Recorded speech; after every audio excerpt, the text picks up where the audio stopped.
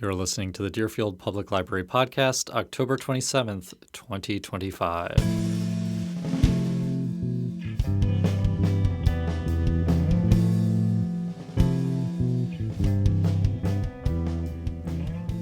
I'm Dylan Zavagno, Adult Services Coordinator at the Deerfield Public Library. And today on our podcast, I'm very excited to share this conversation with Theodore C. van Alst Jr., which I had a few weeks ago on the occasion of his great new novel titled The L, published in August this year by Vintage Books. The L is a love letter to our city of Chicago. In the novel, it's August 1979, and we follow protagonist Teddy. He's a gang leader and a reader, and a whole cast of teen gang members. They're all on their way to a summit at Roosevelt High School where they will join forces with other gangs and form a kind of union. But it turns out the reality is less like the movie The Warriors and more like the creation of a corporate structure. And meanwhile, the sounds and motion and people of the L train, not to mention Chicago's magic light and the trickster Coyote, will move Teddy along to his next destination. Theodore C. van Alst Jr. is an enrolled member of the Mackinac bands of Chippewa and Ottawa Indians, and he's also the author of several previous works of fiction, including the incredible trilogy of linked story collections, or mosaic novels, which start with Sacred Smokes from 2018, Sacred City 2021, and Sacred Folks from 2024. They're all from the University of New Mexico Press. And they all follow the same character, the semi-autobiographical Teddy that we find at the heart of The L. So we start by discussing those amazing stories and the creation of the voice of Teddy before jumping into the new novel. Van Alst Jr. is also the author of Pour One for the Devil, a Gothic novella from 2024, and editor with Shane Hawk of the popular collection Never Whistle at Night, an Indigenous dark fiction anthology from 2023, and editor of The Faster, Redder Road, the Best Un-American Stories of Stephen Graham Jones from 2015. Here's my conversation with Theodore C. van Alst Jr.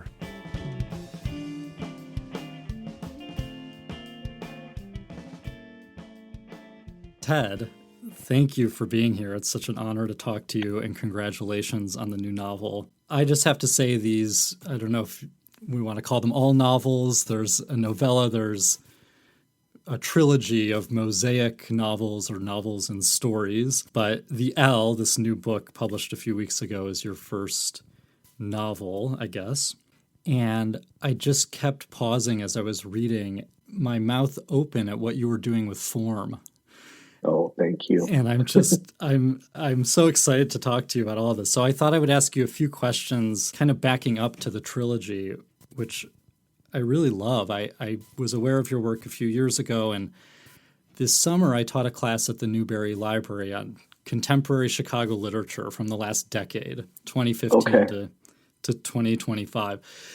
And one of the themes that emerged was, even though we're reading stuff from the last decade, so many of the stories were taking place in the 70s, 80s, and 90s because it takes that long for authors to kind of ingest their memories and get them onto the page. Yeah. So I just wanted to ask you about the creation of Teddy. When did Teddy first appear on the page for you? Wow, a great question. And I just want to say that, the honor is mine. I am a huge fan of libraries. I own my own neighborhood library, lots of books. Maybe someday if I hit it big, I'll make a nice donation and pay for all those. I think really, as you mentioned, there's a trilogy. So Sacred Smokes comes out in 2018. And as I'm writing that, it starts to take shape then. Those stories are first person. So it's probably the most experimental of the three. and then they are just what they are, and I needed to sort of hunt around what to call them. So they're like mosaic novels, or they're not really story collections because they're linked stories. It's a hard thing to do. Anyway, when I started to do that, what I wanted to do through the trilogy was sort of show the maturation of the narrator too. And so you have a certain earlier time period, early teens, mid-teens, and late teens, early 20s by the time you get to the third book. So I would have to say, starting with Sacred Smokes and looking at it, I think that's where the character sort of comes. And I think to the character, like, that's the name. Teddy is the name. I think it has to be, because that's your name, and you grow up. It makes for an interesting adolescence if that's your name, and so it makes sense that the character, the narrator, isn't named Bob or something like that. No disrespect to people named Bob, but for these particular stories, I think it really needed the singularity of that kind of name, which was kind of an unusual name for back then. And I'm a junior, right? So, you get nicknames and stuff, but I was like, no, but that's the name. Certain people still call me that. And that's where that comes from. So I wanted to keep that, but I want to, not a caveat or whatever, but I just wanted to give sort of a qualifier of why I thought that was important. Well, so in these early stories, I was having the sense you were like making space for yourself. And sometimes it's literally space on the page. Like the paragraphs will become, single line, unpunctuated. It's not poetry. It's still prose, but it's making this room for the character. There's so many negotiations with, this is what I feel now. This is what I was feeling back then. It felt like in the new book, you were kind of taking in everything you learned from that creation of that character and putting it into this new book. I want to go in this direction of asking you about Teddy as a reader, because he's a leader, he's a warlord for his gang. The cops know him as Professor, which is this is an incredible scene of him going in and out of cop cars, and he's reading Marx, but he's also reading Jackie Collins, and he's reading God is Red, a Native View of Religion. And they're saying, what are you reading, Teddy? What are you reading? I'm going to read you a quote here, actually, from that first book, Sacred Smokes, from this story on ice. And the story starts, I remember when Clint killed this king on the tracks, but then within one page, we get this discourse on literature. So he's with a friend and they're sharing something, and this is what he says. Anyway, it was just him and me talking and all cool, like when you're reading a book and it's just you and the writer, like that. There's always this secret between writers and readers, and people never tell that secret either. They say, oh yeah, you should read that. It's cool. They never say, and then he's talking about jerking off all over the roofs of the city, not complaining at all, or how the guy in the yellow coat rapes boys, or how you could turn yourself into a werewolf if you really wanted, or any of that shit. You all have got a secret now, you and the writer, and you can't never tell nobody. Like that. That's the shit you wanted to have happen. The shit you wanted to talk about, but never really could. You could get close. You could drink and want to open up, but usually you'd end up just punching the shit out of each other, because that's how that shit works. Now, I think the references are to the Basketball Diaries and Stephen King. You'll have to correct Yes. me. Okay. Yes. But we have like masculinity entering as something that prevents this experience of intimacy. So it's not just violence versus books or art, but it's also masculinity, male reticence versus literature. Yes. I write about that because the world right now, and I don't have to tell you or anybody watching this, the world right now is pretty fucked up. And that's because of men, right? Men are doing this thing. But why are men like this? And how did we get here? And what happens? And I think sometimes younger people be like, well, that generation, that's how they're. but you have to understand some of the limitations placed on men, right? On boys. It's really hard. You can't express emotion. You can't, we didn't hug each other back then. That's not a thing. There's no, so the intimacy sort of, comes in violence, and it comes in sort of, I think, not just the violence part, but the frustration, right? That some people feel, that probably more people than care to admit feel about how it is to navigate a world in which you have to be Spartan in the ways that you conduct yourself. And that's fucked up. Adolescence sucks. It's really difficult, right? There's a lot going on. I really think that humans are a lot like insects, right? We metamorphosize throughout our lives. And so a teenager, when you hit puberty, holy shit, you're a different person now. You've got your body changes, your voice changes, you have all these new chemicals in your body. It's difficult. And we're supposed to just not talk about that. So not only that, but your sort of intellectual development, that's all really important, right? So in doing that thing, and you mentioned earlier, why do we write about these kinds of times? I think a lot of folks are trying to process that.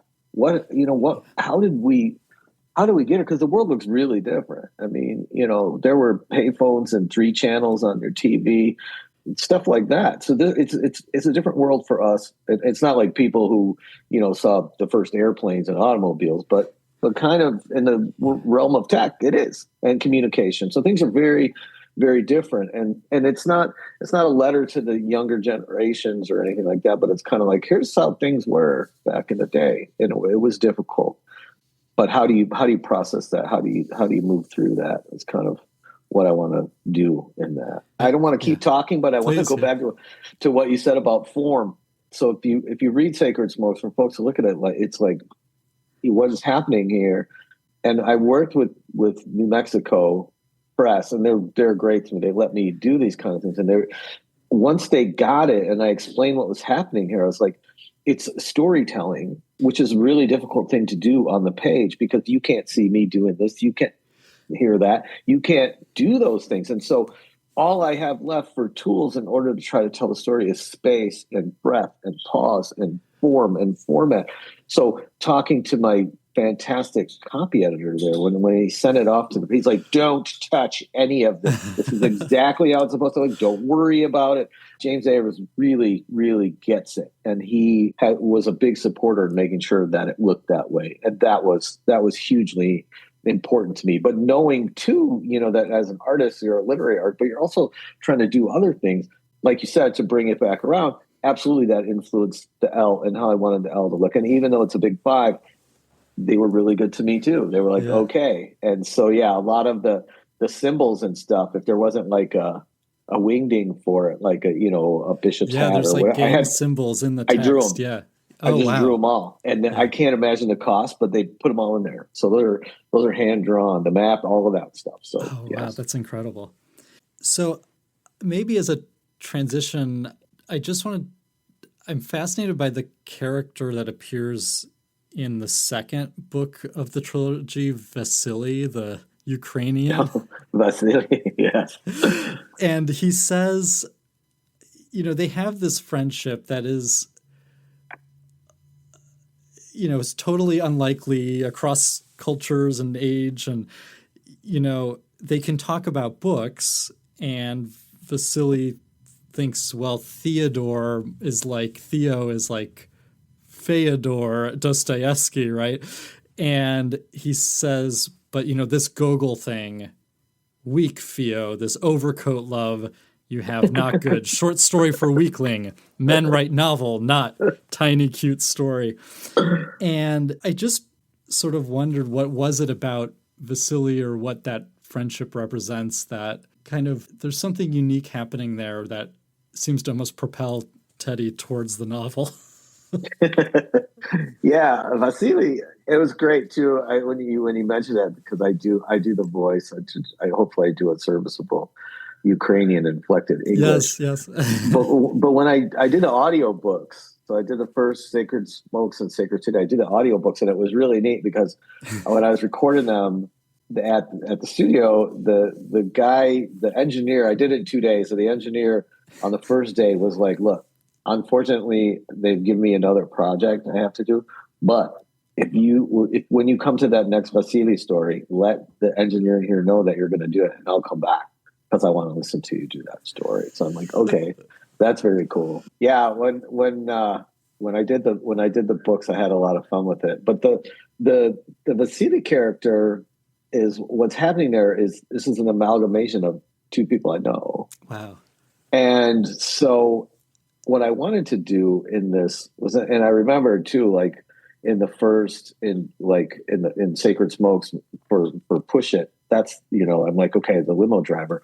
And I met a limo driver one time in New York. Guy was giving me a ride to the airport, and he was a Russian linguist. He was a professor.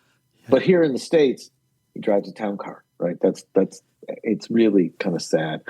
But what I wanted to do was show, really, to me, it's a very kind of embodiment of what happens in Chicago, in the city. Here are these people like this that you don't know their stories, but these are really smart and funny and educated people who live in a neighborhood and click because they're neighbors, right? The neighborhoods in Chicago it's not like New York City. Chicago is a very different place. And you make friends and you meet people like that. And you meet the most amazing people because people here will talk to each other. And so what happens is these two, they both love literature. They both like drinking. They both hang out at really weird times. Like, what are you doing? Let's go hang out, right? So take me to diner. Let's do that. That sounds like fun. So they hang out together, but it gives them a chance to talk shit in elevated ways, right? And talking shit when you're growing up, man, you have to be good at that, or you get roasted. I mean, you can get smoked. It's really hard. So you have to develop this, and you have to be well read. You have to have references. You have to be able to be quick and be smart. And these two practice a little bit on each other, but at the end of the day, they really like each other. They like hanging out. They're funny. They're both funny guys. So yeah, that's incredible. Well, it felt like, so I saw this trajectory with the voice through the trilogy of expanding to more and more outside perspectives, where then in the final trilogy we get Jesus and Satan as characters, and it's like, expanding out into the transcendent realm. But then we also get, for the first time, the third person. We actually get an outside perspective of Teddy, and it's astonishing. I mean, I think this story is incredible. I would love if you could just read the first story from Sacred Folks. Okay. Wamakagnaka /creation. Wamakagnaka, creation. It wasn't a long run of bushes, what he thought the English called a hedgerow in old books he'd read, and it wasn't tall, but it was dense on top, yellowy green and thick like the sky most days here in summer. Heavy and swaying on its thin grasp of narrow dirt laid up against crumbling aggregate sidewalk, you could walk one end to the other in about a minute. It lined the front of a courtyard building on Hoyne Avenue, a multi-unit sprawl of apartments that squatted from alley to alley in dark red Chicago brick and held a gated courtyard full of even more shadows and secrets than the hedge. The dappled light across the trimmed lawns and well-swept paths behind it called and beckoned, its draw all the stronger for its locked gate. He'd never been on that other side and wondered who could have lived there in such calm, privilege, and security. He made it a point to run his hands along the edge of the hedge every time he walked by it, no matter the reason.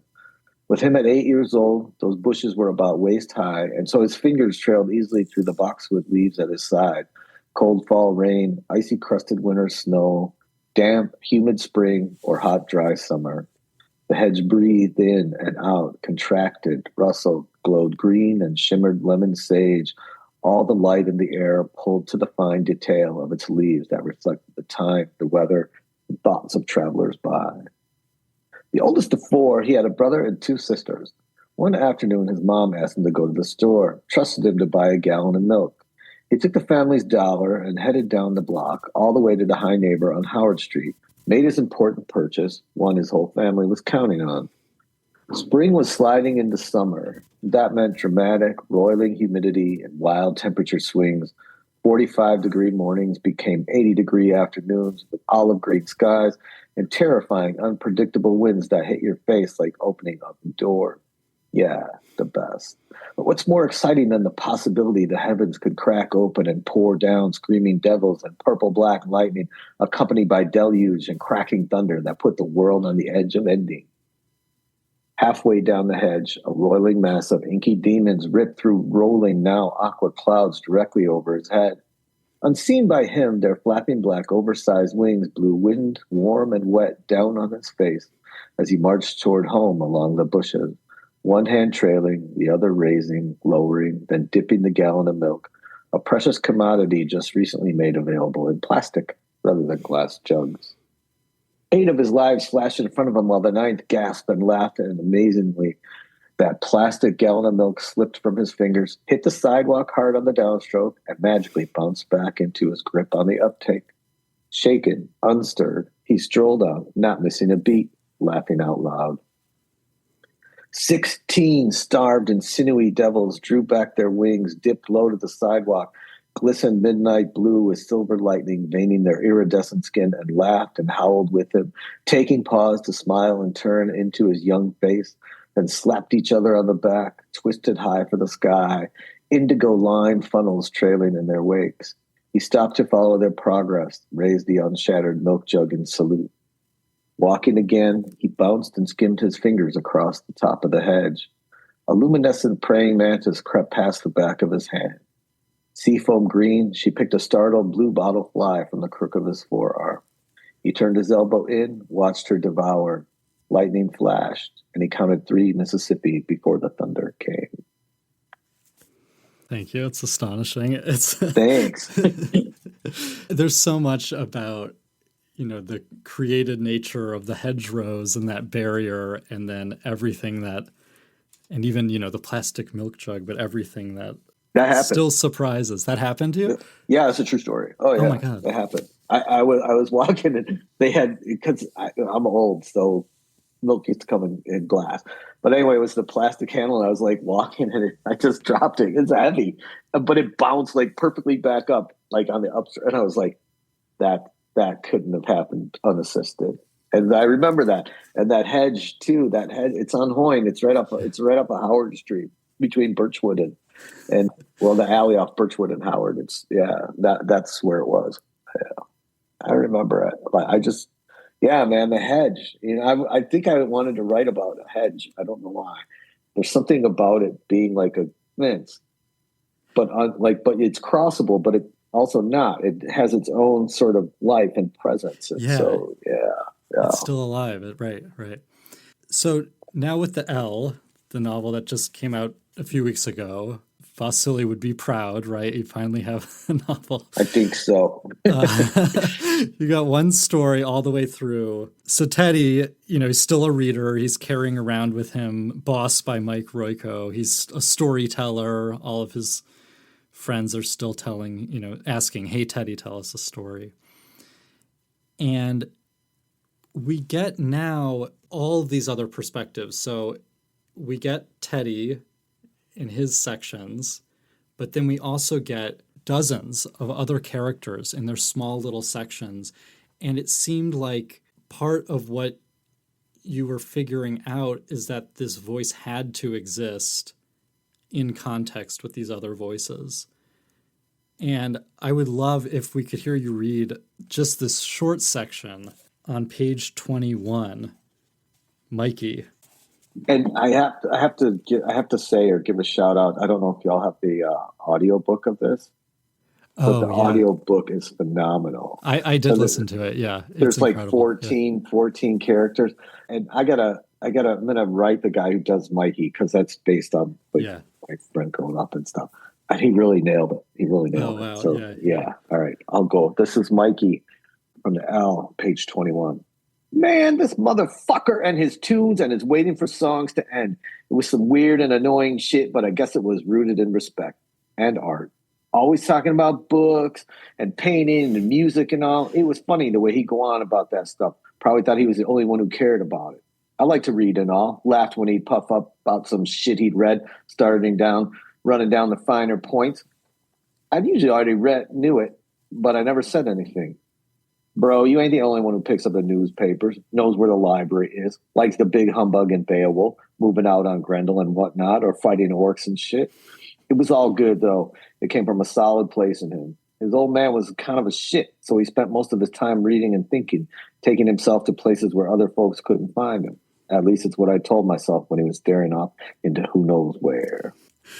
Man. So, yes.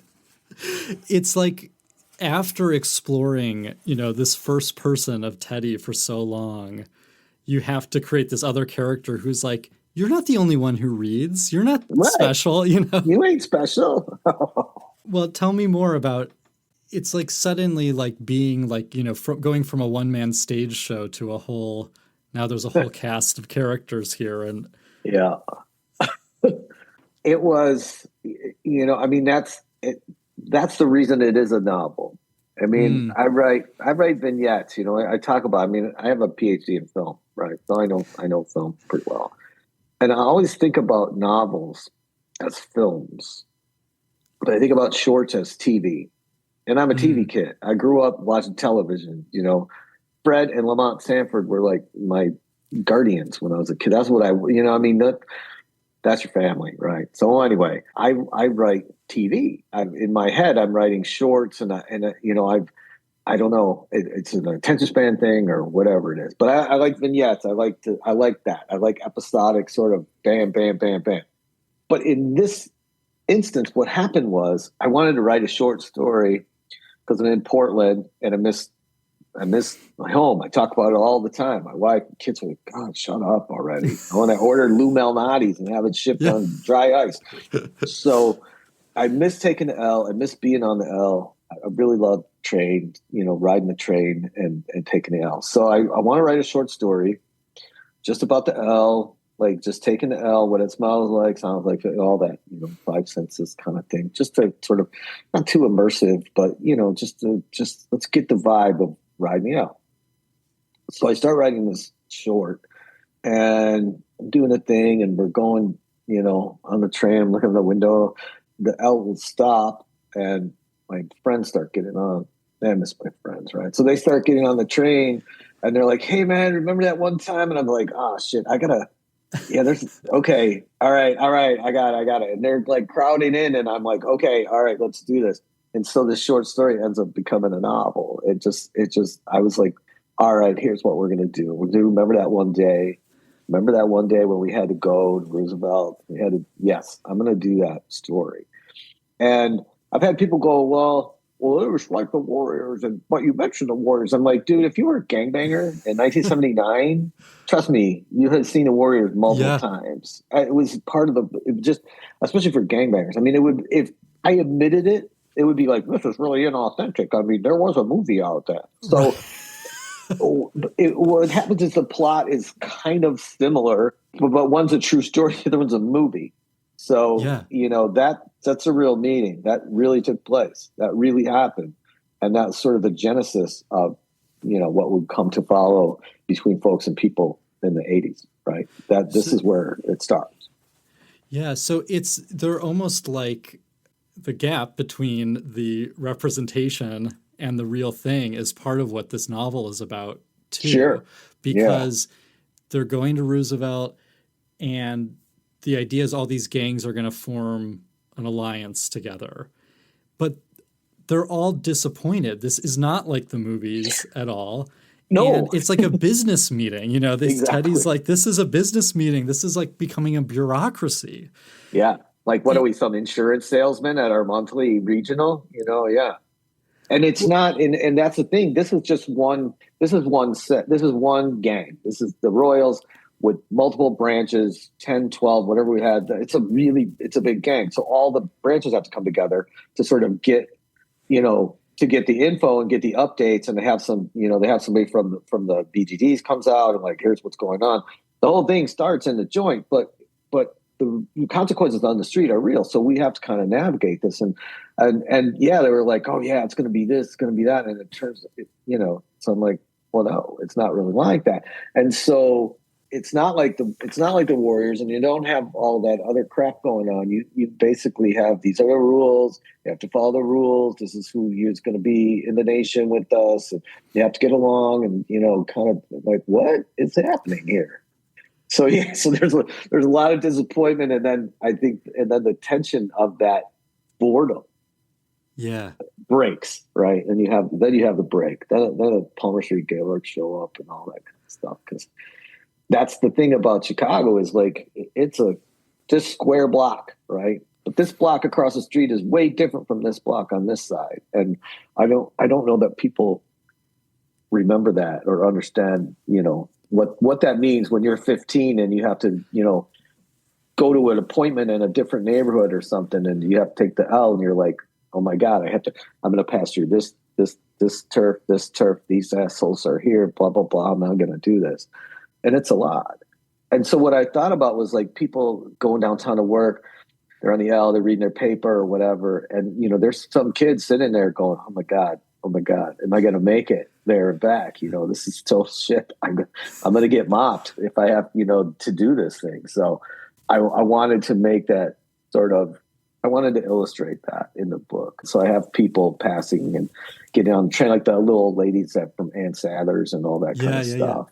Yeah. And the Roma woman that's on there with the tattoo. Because, when I was a kid, you saw that still. You still saw that. They were the only other people that had tattoos besides the gangbangers. Right. So, yeah.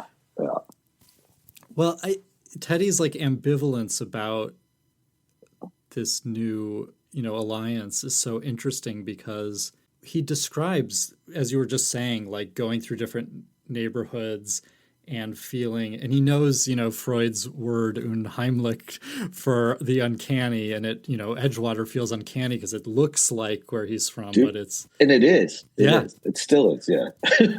There's sort of this feeling of like, this union might be a good thing because he'll be able to traverse the city and go into those different neighborhoods. But there's also this feeling of loss, like that uncanny feeling will be lost too. Oh yeah. It's a sort of, I think it's not like gentrification for gangs 101, but it kind of is in a way because it takes the flavor out of a lot of things. Now you're down to basically in effect 2 gangs, right? Yeah. 2 nations, and everybody is sort of subsumed into that. And so there's an identity piece in there too. And there's also, there's a little bit of nostalgia, right? We used to just womp on each other, beat the shit out of each other. And now people are shooting each other. So that's different. Now you're supposed to get along with some people that you did definitely not get along with before. So that's gone too. And so I think trying to negotiate that both loss and gain in the same sort of in that one day, like what is this going to look like? But ultimately what is most important to him is his own set, his own folks. Sure, there's loyalty to the broader nation and other branches of royals, but even later on some of them didn't get along. There's just different approaches to the world. So ultimately if it's good for his own set, then it's good. So that's what he has to sort out. So I'll read you a short quote here. This is Teddy thinking about what to make of all this. There were going to be plenty of opportunities to make things bigger and better for ourselves, and I had to always keep us at the front, family first. I thought all the time about what Coyote said about taking care of them, helping the community, but I also had to think about what this would mean in the long run too. There were more and more developers with state school university grads filling their cheap shit boxes made out of our old places and hangouts all the time. And I think the implication is that in order to fight with the financialization, the gentrification happening from the late 70s on, coming out of the University of Chicago, the gangs had to form their own corporate structure. That's the implication there, right? Yeah, it sort of mirrors the Reagan era corporatization of America, right? You become syndicated. It's a different approach. The neighborhoods and sort of the distinctiveness of the neighborhoods and the fucking feuds that have been going on for years, or were supposed to be set aside in the interest of something bigger and more corporate. And that's problematic. It still is, right? Right. So it seems like it might be like safer on one level, but it's more alienating, actually. The devil you know. Yeah. Right. Right. Yes. It's the devil you know. So then my question is, I'm wondering about Teddy and sort of his relationship with himself and his own way of knowing the world, because he knew this, older world. And there's this incredible moment where Mikey is watching him sleep on the L. And it's probably one of the most intimate things you can do, right? Watch somebody sleep. And watching somebody eat. Watching somebody put things into their mouth in public, right? Yeah. And Mikey is watching him and he's thinking like, oh, this Teddy is always falling asleep. He's always having these dreams and then waking up and following his intuition. And he'll just follow it immediately. And Mikey goes, well, it does have a 50-50 success rate or better. So it's we can go with it. And he wonders maybe this is like an Indian thing or something. Yeah. But, there are these moments where we get this suggestion that Teddy has such a deep way of knowing the world. And I'll read you another quote here. And he's recalling when Coyote shows him, you have to conceive to achieve. He says, I know it's cheesy, but you do. So then this is what Teddy says. If you do it right, if you enter it, really float in it, the ways to get there seep in on the sides of the vision, and you can see the future. It's a little scary at first, but man, it's the real deal. Doing that, being open to those bleeds that swirl in, that's how you see what's coming. Maybe you make adjustments, do things that bring those moments in, and you don't realize it, but they happen.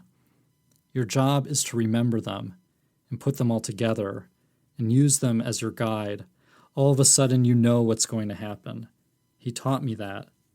I always paid attention to the things he said, but that time I concentrated real hard. Now that, of course, could be about, the book or writing as a whole. But how much is this intuition for Teddy connected to literature for him? Is that where he learns that kind of pattern-making predictive future? Or is it because, literature allows those things to seep in? I think that literature and reading in particular help to work out your brain. It helps to expand your brain. It makes those neuronic pathways possible, right?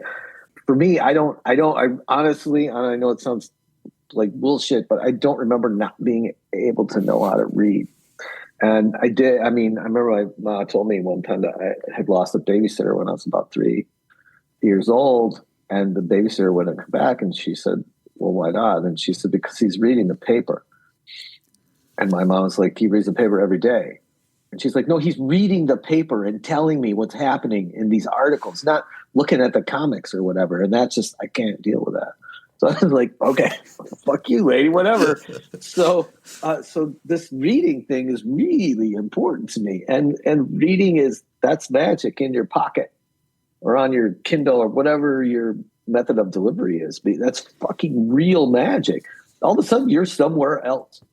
You are in a different world. You're in wherever it is, whatever you're reading, so choose wisely, but you're gone. And so I think that imaginative ability, but also if you're like a little OCD and you go back and you read it, your brain starts to do that thing and it starts to become historically oriented and starts to become pattern oriented, starts to do all those things so that looking back, you can look ahead. And the idea that does happen, intuition is a real thing.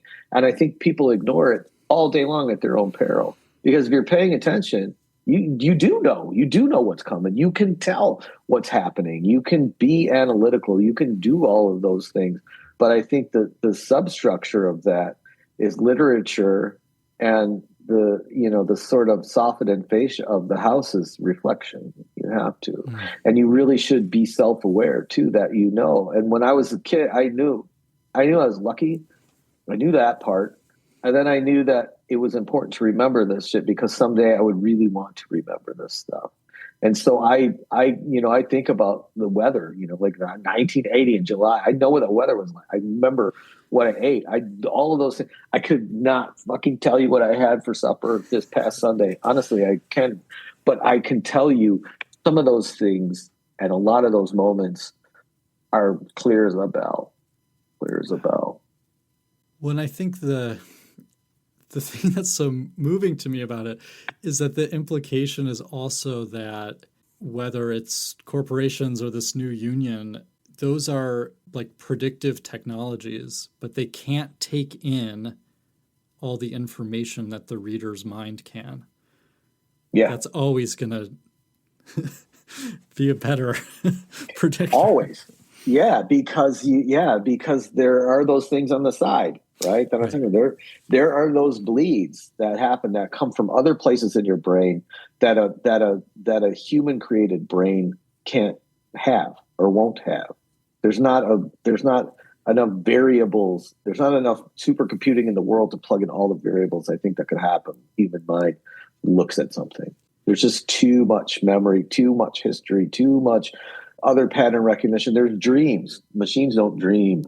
So we have dreams, and all of a sudden it's like, oh, hey, I've seen this before. This has been shown to me before, or I've been to this place before. All of those things happen, and I don't think AI or corporate structures ever Mitt Romney. Corporations are people too, my friend. Yeah, we're in real trouble with that shit, because they're definitely not people. And so I think literature, again, is sort of a magic key that other things can flow from. For sure. Is this related, or how is this related? I suspect it is, to the magic light, which is kind of a theme that appears over and over again. Teddy is always noticing the magic light. I want to read you this long passage here, because it's just so amazing. This is also from Sacred Folks, the last in the trilogy. They sit in the wells of my palms, and I stare down at them, ink-deep shadows cast by sodium arcs, both right and left cupped upward in a supplicant's plea to the moon, a prayer that the night won't end. We all have that, I think, at least those of us who live for deep and deeper evening, who get excited when we're in the house, the apartment, sitting on the couch thinking of whatever the fuck and just waiting for something, and the sun shifts, recasts the entire room, makes it 6 shades darker. You watch your pupils adjust, and outside it's magic light.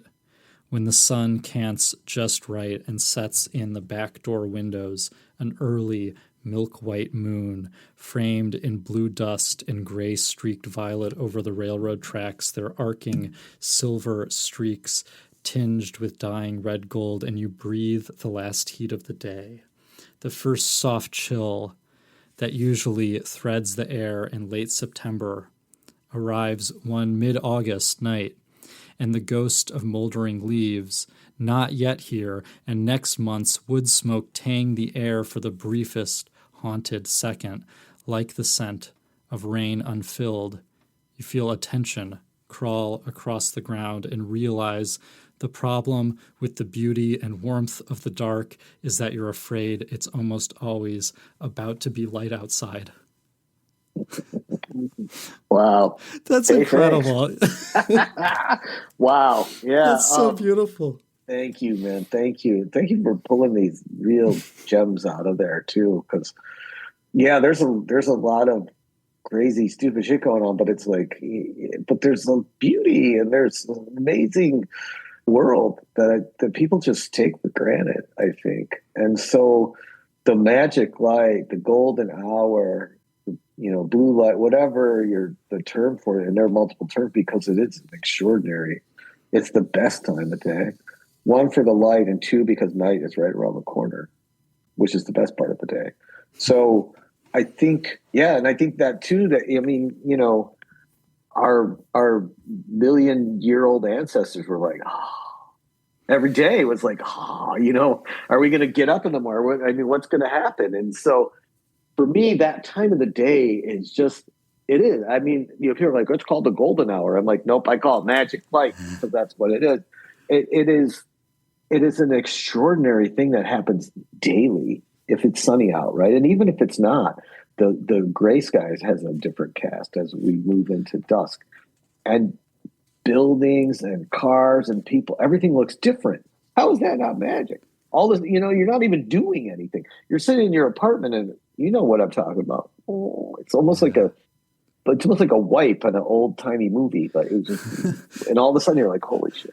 And so to me, that is just like, it appears over and over, and it always will, because that to me is just a fantastic feature of our daily lives that people take for granted. But to me, no, never. I go out for a walk, take the phone, let's go. Because, man, you get a whole new set of pictures or whatever you're into almost every day. Wow. Well, there's something about, I don't know quite how to talk about this, but this novel has not really a traditional plot structure, but it has this like very overwhelming emotional resolve for me. And we get it somewhere when it becomes a lot about watching things in motion. There's these moments where Teddy is still in that predictive mode. There's several times where people see, wait a minute, those look like gang members. No, they're punks. They're headbangers, not gangbangers. Yeah. And he's noticing this translation from the gang life he knows into kind of an artistic expression. And he longs at one point, sees the DePaul Art Museum and wishes he could go there one day. And there's another section I think I'll have you read where he sees what he thinks are going to be some people creating a problem for him on the L. Yeah, so he's on the train and we got some of those people we talked about getting off and on, and he's a little bit like, these people are unpredictable. We got to be on our guard or whatever. And so I'll start. Turned out I didn't have to do nothing, and all Mikey had to do was fall back asleep. They really were just mad at the world in general, sweaty and pissed at their station in life. Big 10 business degrees right up there with 2 years experience working at McDonald's when they got to the city. These cats were probably runners at the commodity exchanges, entry-level pukes working on the trading floor and wasting working folks' time in back offices downtown. I knew them well because I'd have to train and supervise them 3 and 4 at a time someday. Every now and then, there'd be one I'd have to be nice to because his uncle was a big account at the house. But right now, I just had to be glad their rage didn't boil over into a blip on the 5 o'clock news. The big fat sun blazed red through the greasy glass windows, angling over one of Chicago's biggest cemeteries. Whenever I had the urge, which was more than occasionally, much to my detriment, I'd grab a 40 and then head in to spit on Kinsey's and Pinkerton's graves. Lying sack of shit and an anti-union asshole always deserved that disrespect. But for real, there were decent folks there like Jack Johnson and Ernie Banks, so it wasn't a total loss. And as a necropolis, it was amazing, like Tom Louis in New Orleans, a boneyard I'd visit one day just to try and find Marie Laveau's spot. Yeah, for sure, these motherfuckers weren't worth the time of day, but still, I thought about that shit. Knowing history can be a blessing, but thinking about it all the time can be a curse. I embraced both, though, figured it was part of the deal, was glad to take it on. Elders always said we're only our stories. It's important to keep them alive. And what were our stories but the best kinds of history kept and shared? It wasn't easy to preserve all these stories, keep them fed and quiet until the right time came for them to roll out. There was maintenance involved, addition and evolution.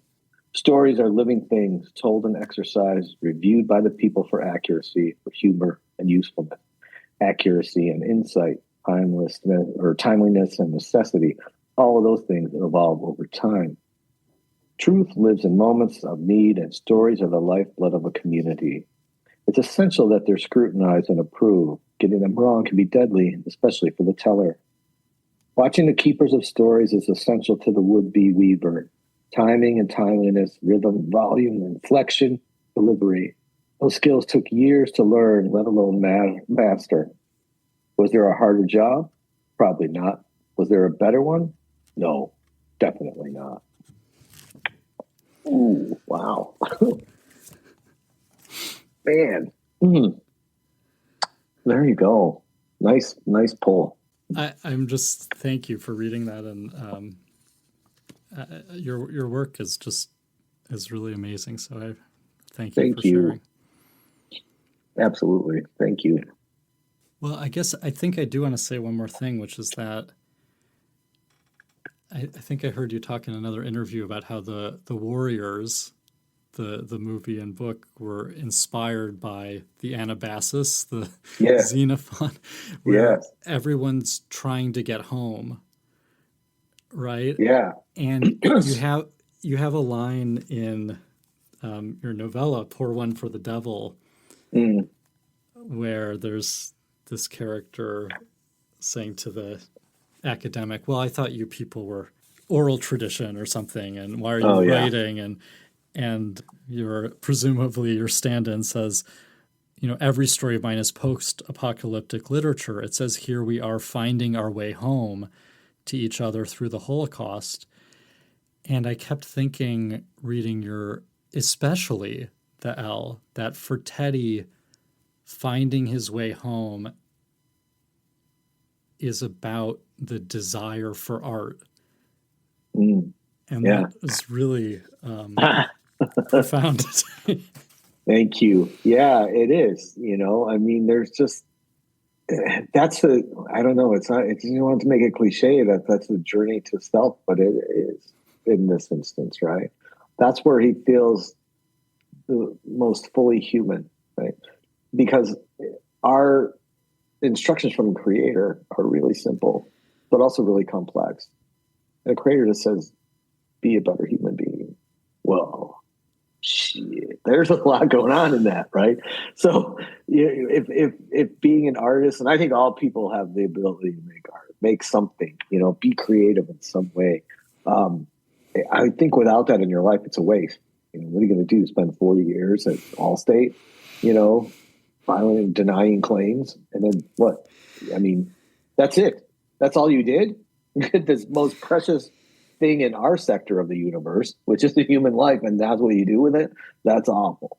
And so his becoming a better human being is through art, because art pushes him, makes him grow, it makes him think, and makes him remember, it makes his brain do all of this work for the benefit of the community, right? And for his descendants and to honor his ancestors. And all of those things are really important to him. He can't really articulate it as well as he can later on, but he gets that this is the thing. Because when I was a kid, my grandfather was like, I have 21 first cousins. So, but my grandfather was like, and he tells me stories. He tells me stuff. I have an auntie who's like, he never told us that. I'm like, yeah, well, I don't know.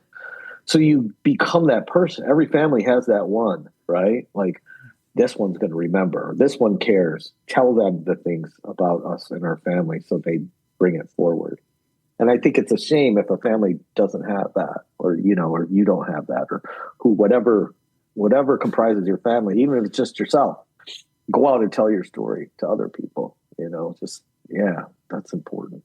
That's really important. Thank you for that. Wow. Oh man.